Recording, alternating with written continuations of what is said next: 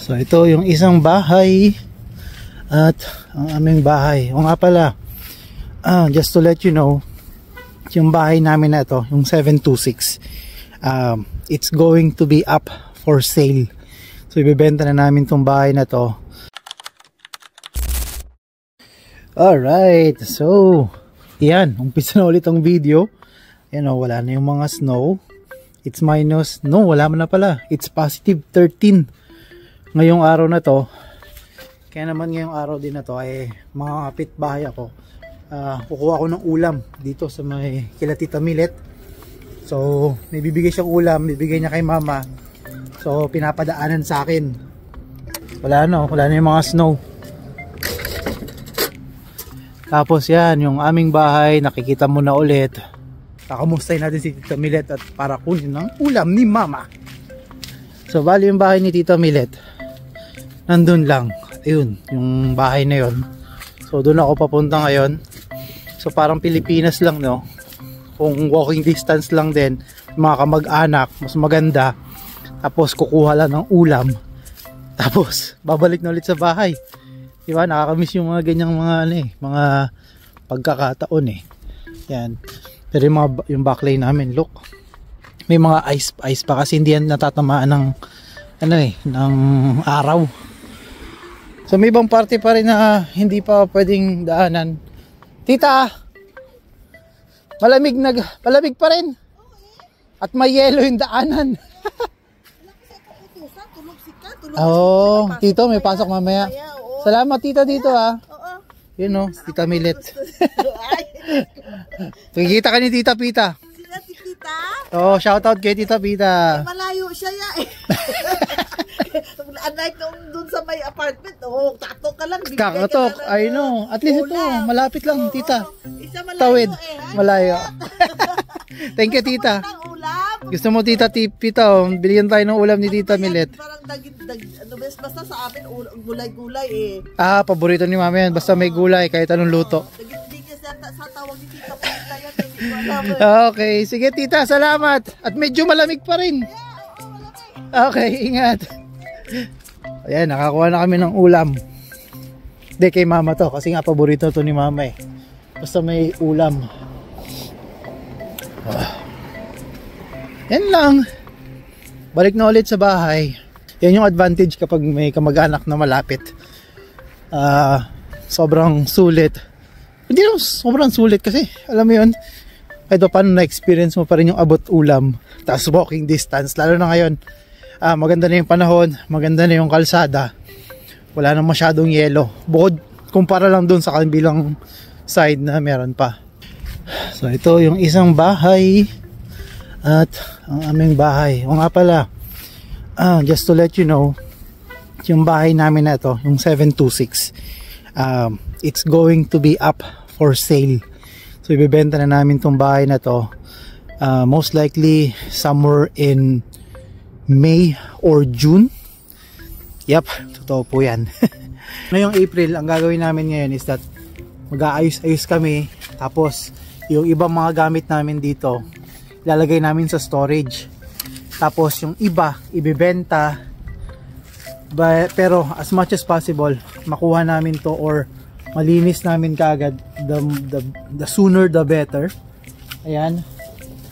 And for sa inyo, kung meron kayo kakilala na gustong kumuha ng bahay or a first time home buyer, ito, pwede itong umpisa. Kasi nga, marami na rin kami na nagawa dito. So yung bubong, napagawa na natin yung bubong, landscaping, bakod, tapos yung appliances, yung sa kitchen, bago din. So the reason why bibenta namin to is that masyado nang masikip sa amin kasi tatlo yung kids plus si mama. So yung rooms, hindi na talaga siya enough. So yan ang project namin for this year. Kaya medyo nagiging busy rin kami ngayong mga past few days or past few months dahil dun sa decision na ginawa namin or gagawin namin. And yan, right now, yan nga ang mangyayari. So bibenta yung bahay and then saan kami pupunta? Plano namin is that may ino-offer naman si Kuya Brian na doon muna mag-stay sa kanila for a few months or baka mag-apartment, pero mostly lahat ng gamit na nandito ilalagay muna namin sa storage, tapos mag-start na magbenta-benta. So yan, so if ever meron kayong kakilala or meron kayong balak punta rito sa Manitoba at gusto nyo magkaroon ng bahay, to for sale na to in a few months from now, so hanap kami ng agent, or pwede nyo kaming i-direct message or email or comment down sa section, comment down below kung interesado kayo. Tapos meron din palang yan, if you're planning to have a rental property, ito pwede itong to start on. Hindi namin pwede itong i-keep kasi as for the condition, dapat may benta yung bahay na to. So yan, so again, pwede siyang rental property, or for the first time home buyers, pwede to, lalong lalo na mababa, I think mababa yung interest rate ngayon. So again, pre-approval, punta lang kayo sa bangko, pre-approval, and then yun yung process. But again, first time yung first time yung malalaman yan dito sa channel na to, kaya if you're interested, again, comment down below. Sasama ko kayo paano ko gagawin to, paano yung susunod na mga proseso. So ayan lang. So yan, at least na-update ko kayo kung ano yung nangyayari sa amin ngayon.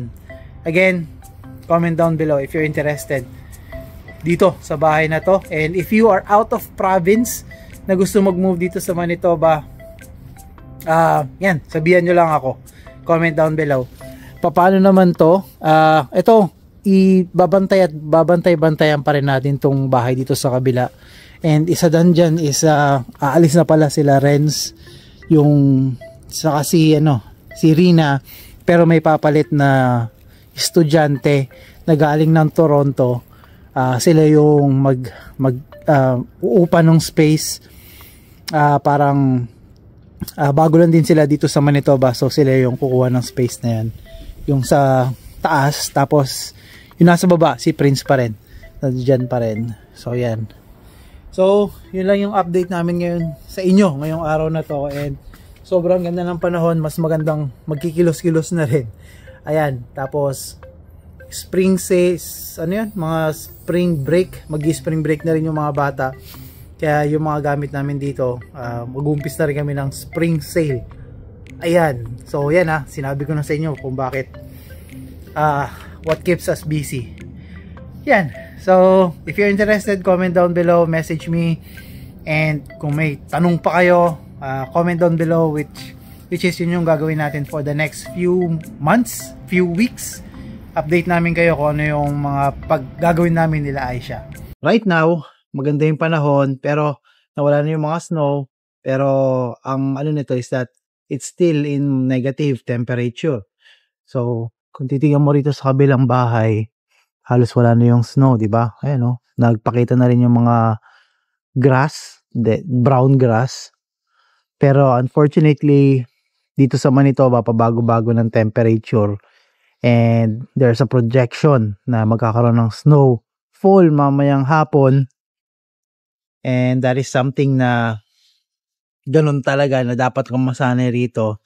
Parang sa isang season or sa isang araw, mararamdaman mo yung 4 season. Yan. So, activity for today, ihatid ko yung mga bata sa school, and then ako naman yung papasok mamaya. Yan. So, dito sa munting bahay natin, kailangan ng mag-ayos-ayos. Yan. Kailangan namin, again, mag-ayos-ayos nga. Kasi nga, di ba, kahapon nabanggit ko na ibebenta na namin tong bahay na to. So, isa sa mga tanong dito sa previous video na ginawa natin, last ilang days na ba to? Last 13 days ago.